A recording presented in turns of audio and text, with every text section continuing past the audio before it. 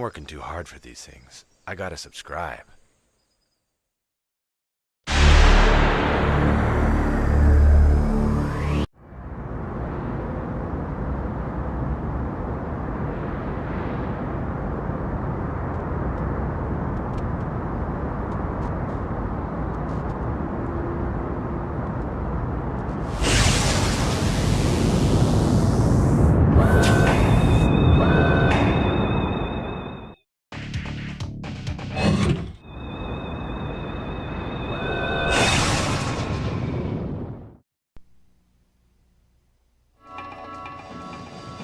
Welcome to the Fruits Dojo. I trust that you are here to redeem yourself. There's a whole new genre of interactive music video games. Here's an inside look at how it began. Are you ready, young one? I shall give you my best. People always have kind of a wall between music and life. I'm a musician, so I don't feel any wall between music and me. So I want to erase this kind of wall. Kick, punch, it's all in the mind. If you wanna test me, I'm sure you'll find the things I'll teach ya. Sure to beat ya. Nevertheless, you'll get a lesson from teacher. Now kick. So if people can perform without thinking about the music, maybe it's happy and fun. As a boy, Masaya Matsuda loved playing keyboards in Space Invaders. As a musician, he played in a rock group called Size and composed for TV and radio ads. But he always felt he was creating for everyone's needs but his own. I discovered that if the creative motivation only comes from the outside, all the efforts are just to fill the order. In the end, nothing of your true self ever comes through. So in the mid-90s, he dissolved the band and stopped commercial work, and he staked everything on combining music and video into a new kind of game. It wasn't easy. But I cannot say that the production proper went smoothly.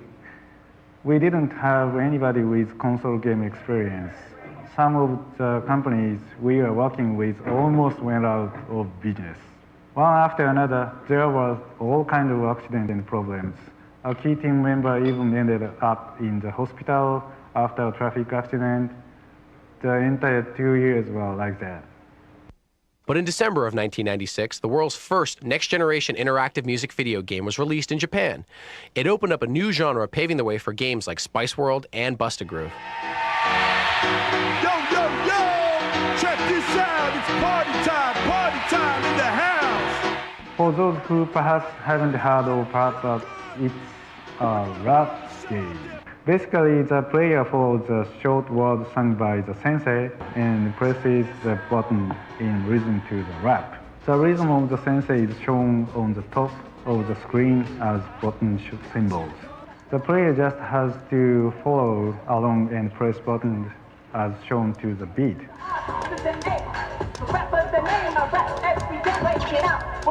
If the player presses the wrong button or is off the beat, the score will go down.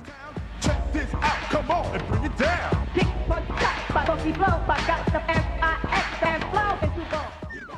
The game actually has 4 different soundtracks for 4 different player ranks, woven into a single track. As the player rises or falls in rank, the track changes appropriately in real time. It's a breakthrough in programming. I am a chicken from the kitchen, and I ain't kidding, although nothing is written. You are a chicken from the kitchen, and you ain't kidding, although nothing is written. That's why I chose PlayStation. This kind of technology is only for PlayStation. To attain a cool rank, simply following the rhythm of the sensei is not enough. The player must be able to ad-lib beyond the rhythm and button commands of the sensei. So I will show you how to get cool.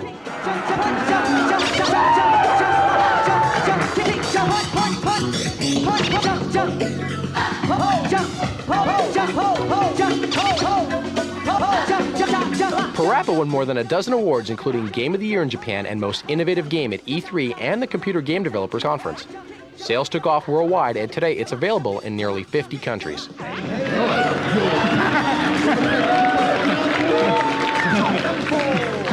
Did you check the toilet on the right, 3, 2, check, the toilet on the left. Is it still a video game if there's no competitive scoring? To Matsuda-san, there's only one way to measure it. It's all yours. That was close. You still like to enjoy the game? Yeah.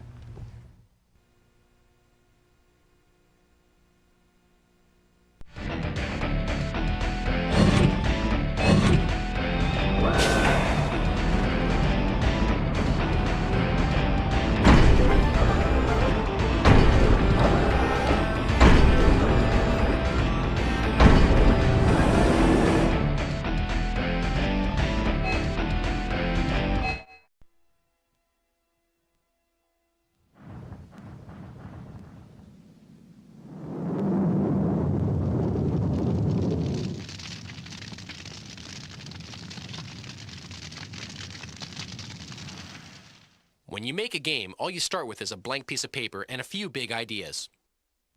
I wanted to see a game that was in full 3D, but where the primary focus of the game would be interaction with the enemies. To the best of my knowledge, that had never been done before. How do you end up with a video game world that pulls you in? How can you make it stand out from other games? Your team will hit development walls and have to search for breakthroughs. Here's the inside story of the making of Spyro the Dragon in an exclusive tour for the PlayStation Underground. The most difficult part was the beginning, determining what kind of game we were going to do after Disruptor. Craig Stitt said, you know, I've always wanted to do a game about a dragon. I've always loved dragons. To me, they are just the greatest creature. I mean, it's the combination of a Tyrannosaurus Rex with wings and breathes fire. I mean, you've got the best of everything in a dragon. And immediately everybody said, yeah, that's it. Because dragons can fly, they can run, they can flame, they can jump, they can do anything, and they're cool. In the game, you play the part of Spyro. An evil creature named Nasty Nork has cast a spell turning all other dragons into crystal statues. You have three major objectives in the game. The first is to rescue all the dragons, the second is to collect the treasure that Nasty has stolen from the dragons, and the third goal is to defeat Nasty himself. Designer Mark Cerny had come from such games as Disruptor, the Crash Bandicoot series, and Marble Madness. In Spyro, he had new ground he wanted to cover. I had this idea that you could do a panoramic 3D engine on the Sony PlayStation, where there wouldn't be any fog in the distance. And I challenged Alex Hastings to create such an engine. Most of what it takes to pull off that sort of panoramic engine, it comes around in, assembly draw routines. In fact, I told him very specifically how to go about creating it. He blew me off and did something totally different. But it turned out much better than what I had in mind. Engine to draw the environments has broken down into 7 different little renderers that work on different levels of detail of the environment to try to keep this, the fact that you're seeing a quarter of a mile away and what would be tens of thousands of polygons into something that's more manageable. Because not only did you have these big, long views where anything in the universe could be seen from afar, but also he created an engine where you could have detail on the objects that were close.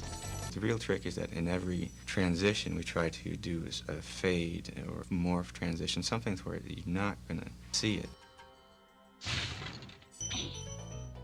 I think there's never been a console video game where you got both of those. He had to write some damn good code. The fact that this game is coded specifically for the PlayStation is probably our biggest advantage. When you compare it to, say, a PC or other console platforms out there, the PlayStation is really different. The things it can do well is it can draw an enormous number of polygons. Some of those guys have 5,000 polygons in them. You'd never try to do that on any other console. Well, I think the flying levels really were a surprise for us. Everybody loved it. We made sure that we had more of them. I played the flying rounds, the free flight rounds over and over again, trying to get through all the obstacles in the shortest amount of time and trying different paths to see if I can beat the record. I can easily waste an hour or two doing that and not even realize it. The DualShock analog controller really allows a great feel and a good freedom of control. You can just point it any direction you want and you're going there. And they've integrated the feedback in there too. You can ram yourself into a wall and you'll just feel it come back at you. The game also has features especially for hardcore gamers. In every single instance where you can super dash, there is a secret place you can get to. That is our challenge to all the really good players out there, is not to go out and buy a hint guide or read about it in the magazines, but to find out for themselves where it is they can go or what it is they can do. Another feature that pulls you in is the soundtrack. Spyro includes some well-known voices. Don't worry, the only one who's gonna be trapped is him. When we were putting together the voice of Spyro, we talked to Carlos Alazraqui first, and last, as it turned out. I think we went through about maybe 5 or 6 versions, you know, where He was like really, really young and had Lionel up in the nose, and then he was like really cooler and older, and they actually recorded something like that, but then they found out he was too mean. so then we just kind of did a mixture in between the two, where it's kind of like he's really kind of a go-getter kind of guy and kind of tough, but really kind of nice. Be on the lookout for North Commandos, Spyro. The other big voice part of the game is with the dragon. One of the voices that we've relied upon a lot is Clancy Brown, who's a well-known actor who was in Starship Troopers. The dragons are freed from their crystal, and then they give him advice and tell him how to play the game cryptically, you know, to teach him how to fly, how to use the buttons, where to go, what to say, who to do, who he has to fight, who he doesn't have to fight. As soundtrack and gameplay come together, is Spyro a world that pulls you in? It's already had an effect on the team. Actually now, if you walk around the office, a lot of people speak in the voices of the characters. What? Album. Oh! Ow. You can put that on the tape, I know. That's the only thing I'm gonna have on there.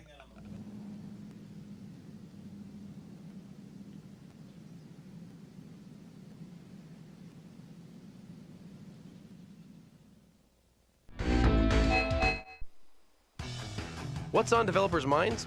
PlayStation Underground takes you inside the world's biggest annual gathering of video game developers to find out.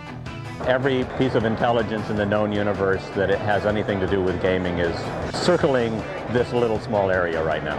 It's kind of like being in the nucleus of an atom. I'm Jennifer Polka, and I'm the director of the Computer Game Developers Conference, now called the Game Developers Conference as of today. Our primary attendees are programmers, artists, audio guys, sound engineers, musicians, producers, level designers, people who put together the games. Well, I'm the Mighty Fat Man himself, and I write music for computer games. Hopefully what we're going to do is meet with a bunch of publishers, and a bidding war is going to start up, and it's going to propel us to the top. Well, I'm really excited about the game development business because it's growing hugely. We had about 30% more people pre-registered this year than last year. Some figures say that it's about $9 billion in games this year. I've heard up to $18 billion, depending on who you talk to. We're making this gladiatorial death race fighting hoverboard game for the PlayStation called Slip Groove. Currently we're working on a Sony PlayStation title called Monkey Hero. It's an action-adventure top-down 3D worlds with 2D characters, and you basically go around exploring, killing monsters, fighting bosses.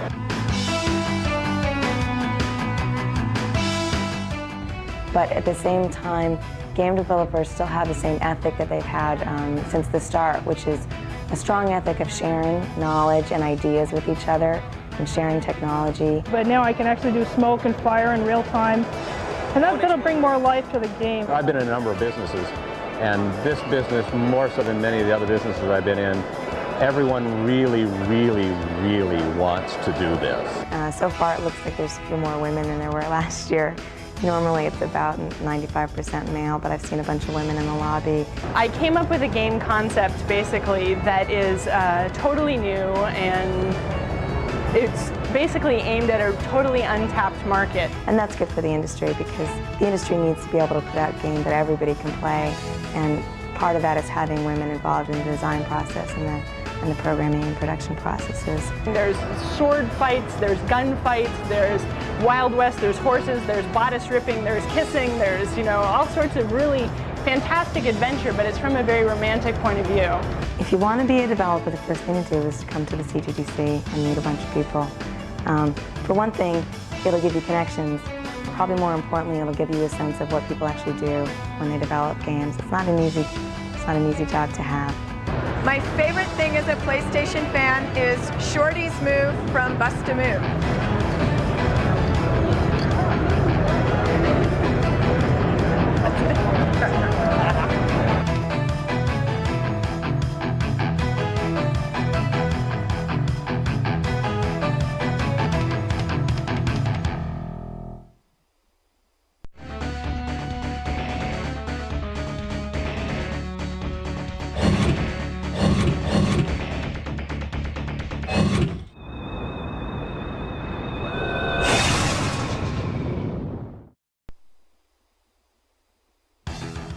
E3 is the year's biggest video game trade show.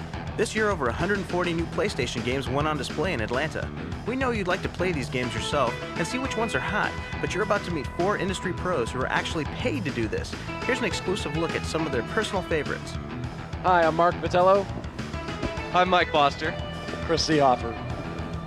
And I'm Chris Colon of the third-party evaluation department at Sony Computer Entertainment. PlayStation Underground has asked us to check out some of the hottest games at the show, so let's take a look.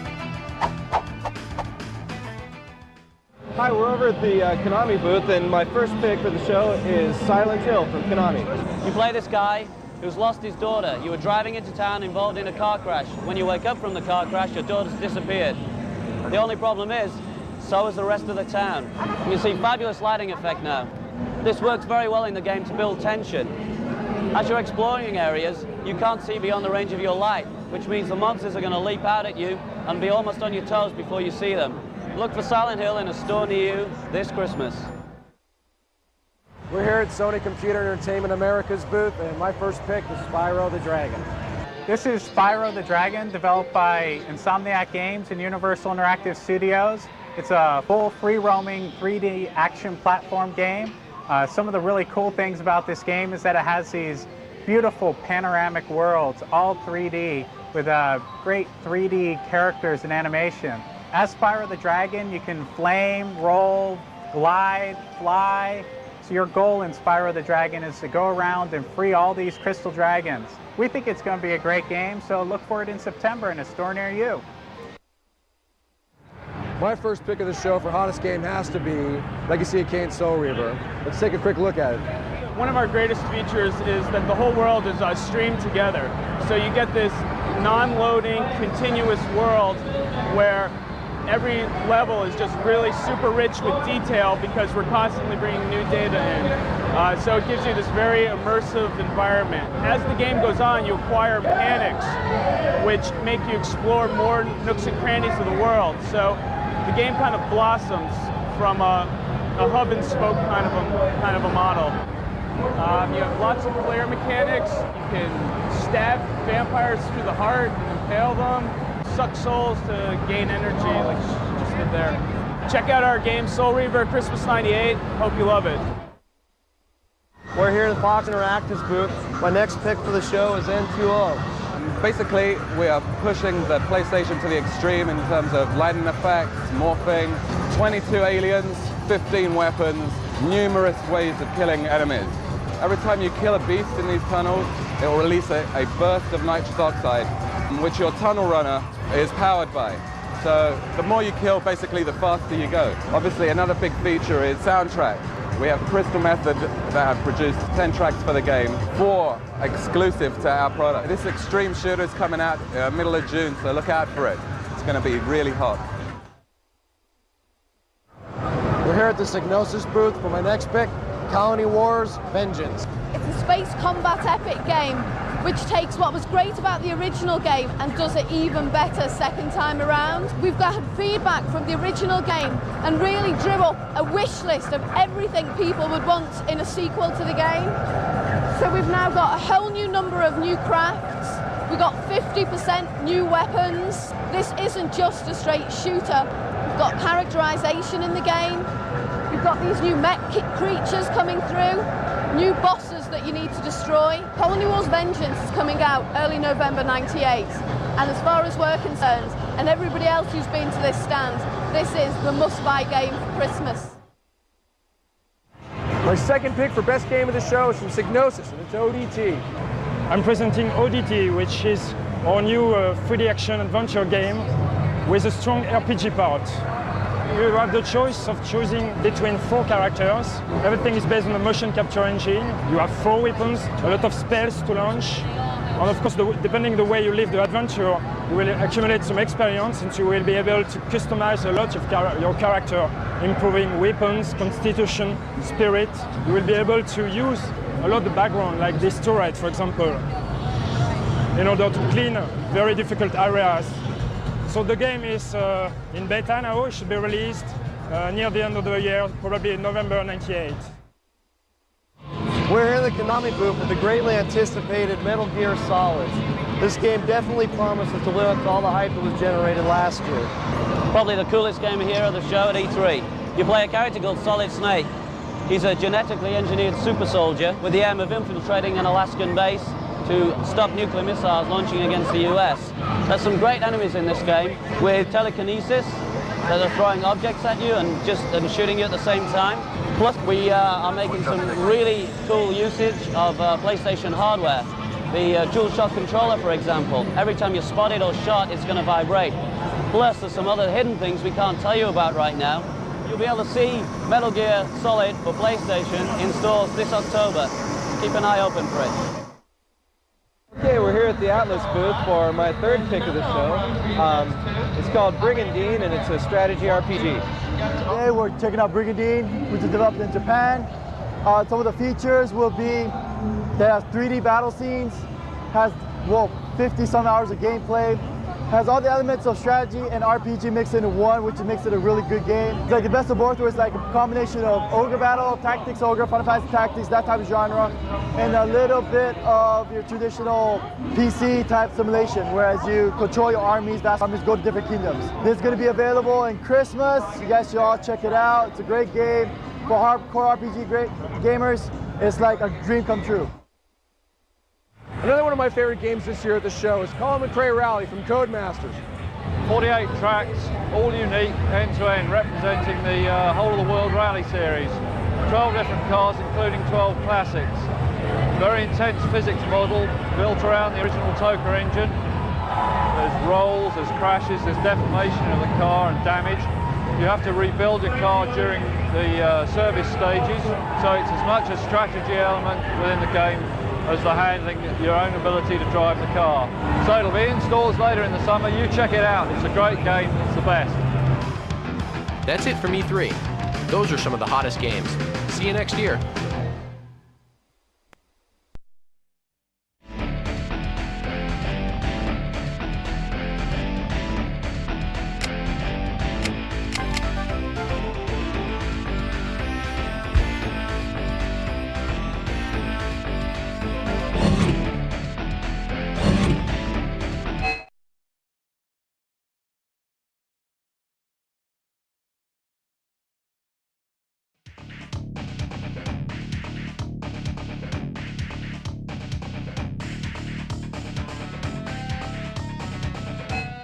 Welcome to Project Wormhole, Part 2. Last issue, we learned how game objects are created and brought into the game environment. Now it's time to create an environment for our objects. Wormhole will take place in a tunnel filled with obstacles. We'll draw the tunnel using texture map polygons, just like any other object in the game. Most game objects are small enough that you can see them all at once, but the tunnel is far too large for that. We need to break it up into manageable sections so that we only draw the part that is in view at any given time. This makes the representation of the track very small. We only need to store an ID number for each successive section and can make very long tracks without taking up too much memory. Also, how will we generate different levels in the game? One solution is to make prefab sections of the tunnel and then join them together to form a continuous track. Our world design problem has now been reduced to settling on the properties of each tube section. Now, let's plan camera control.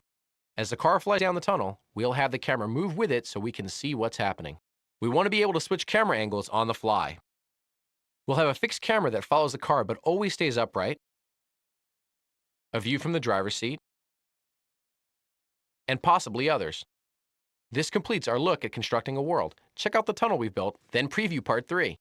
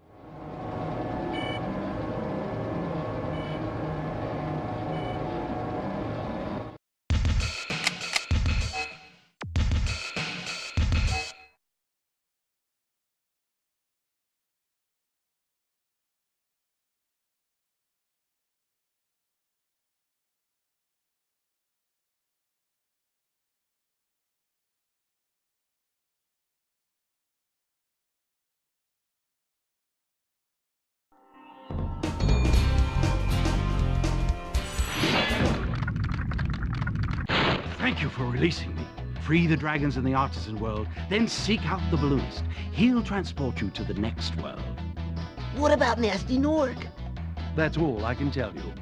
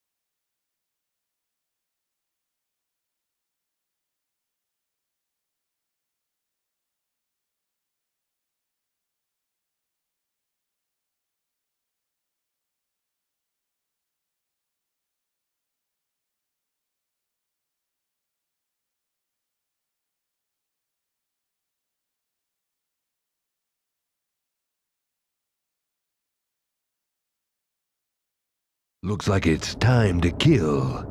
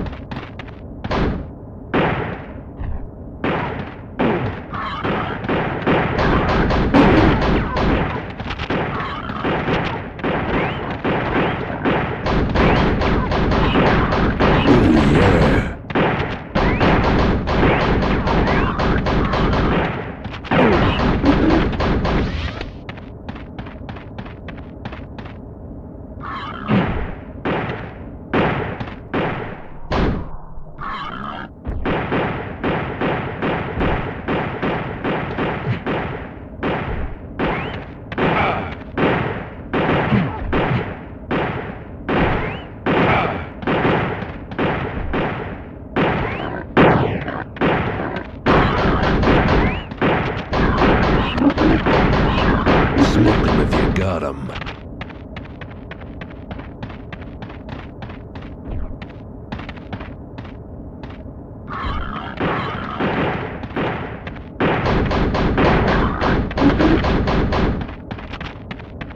Lock and load.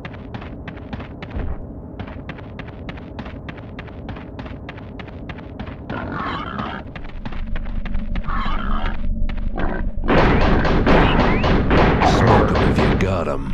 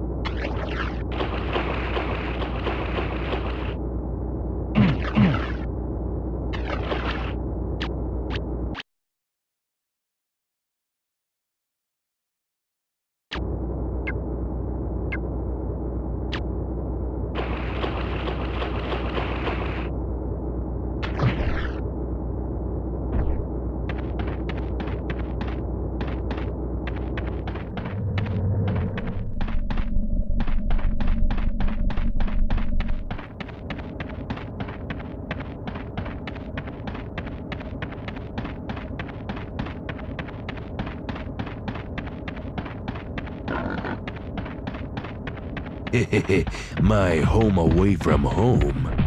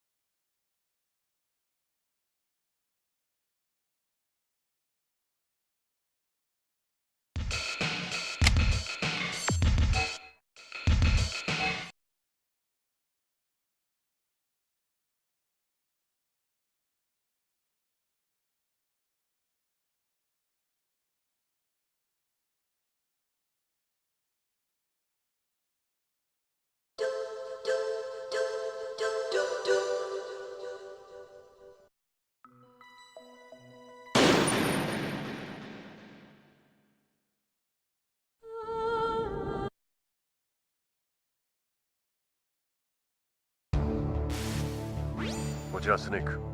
大佐、聞こえるか？良好だ、スネーク。状況はどうだ？やはり地上へのルートは中央の昇降機だけらしい。そうか。予定通り昇降機を使って地上へ出るしかないか。くれぐれも見つからんようにな。何かあれば無線連絡をくれ。周波数は 140.85 だ。無線機を使いたいときはセレクトボタンを押すんだ。こちらから連絡がある場合はコールする。コール音が鳴ったらセレクトボタンを押してくれ。自掌骨を直接振動させるものだ。敵には聞こえない。分かった。作戦に入る。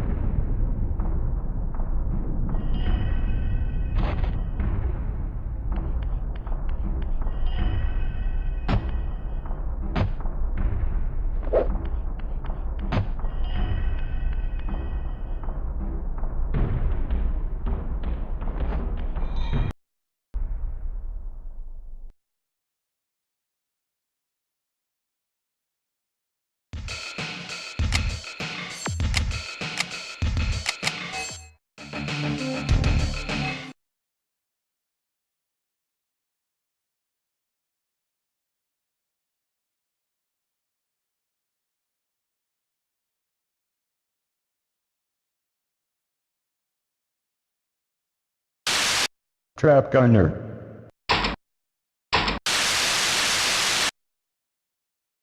Searching for love. John Vicious, Lou K. Tickler, John Vicious. Van Reilly, John Vicious. Tickler, John Vicious. Vol.2.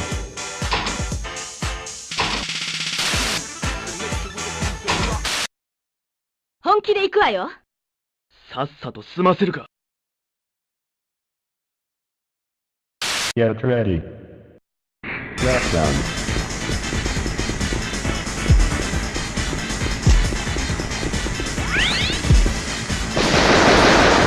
逃がさないで。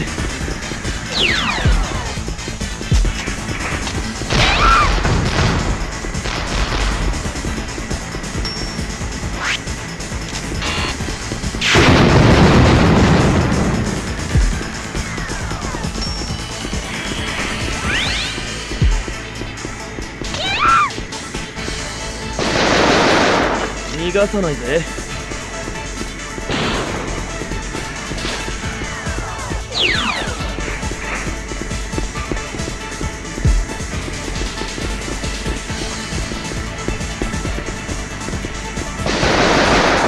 逃がさないで。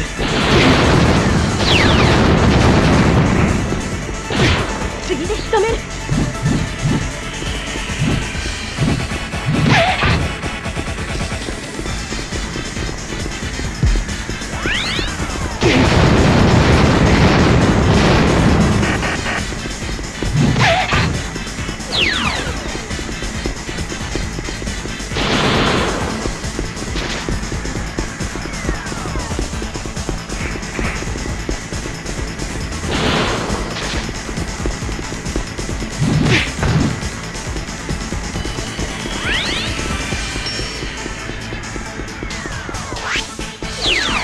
次で仕留める。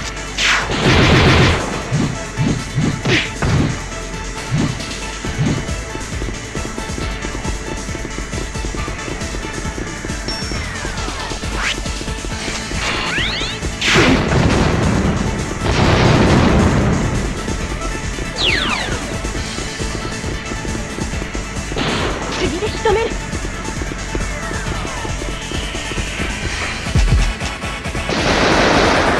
逃がさないで。逃がさないで。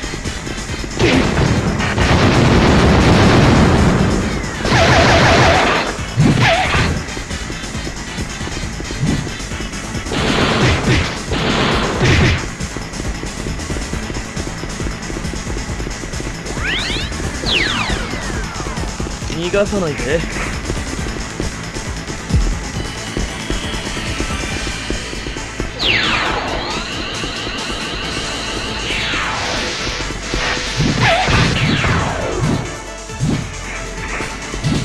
次で仕留める。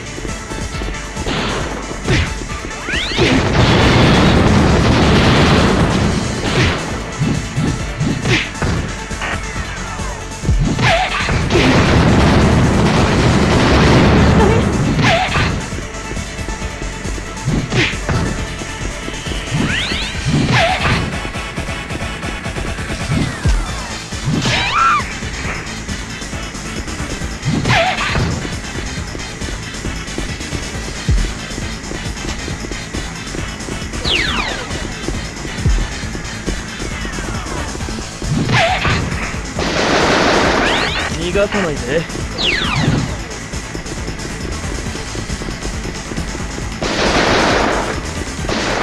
逃がさないで。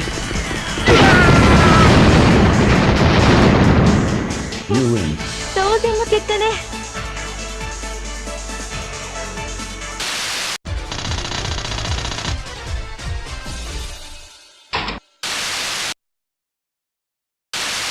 Trap.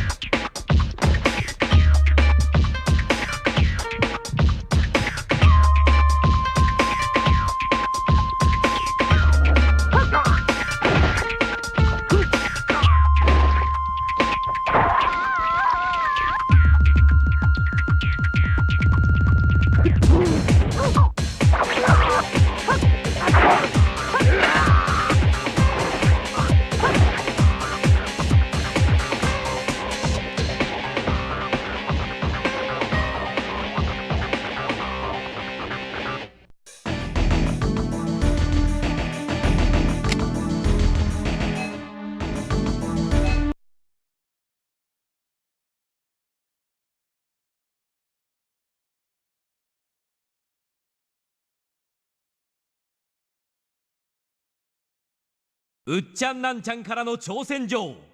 完全攻略できたら100万円。もう夢じゃない。全人類へ向けられた悪意がここに。勝つのは人かマシーンか。さあ炎のチャレンジャーよ、今こそ立ち上がるがいい。現在のベストタイムはご覧の通り。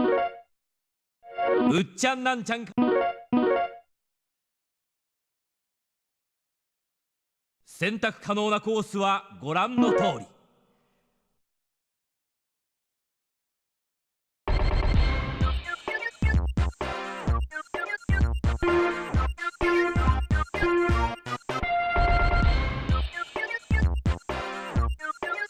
今のは危ない。どう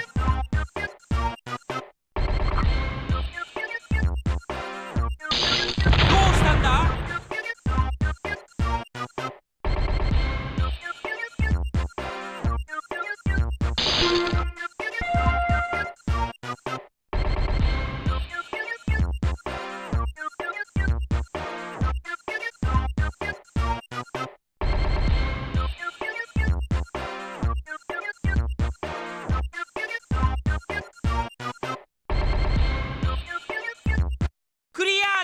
クリア、見事にクリア。さあ今回のプレイ内容、どのように評価されるんでありましょうか。これ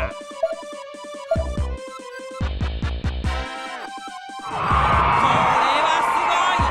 素晴らしい出来ところに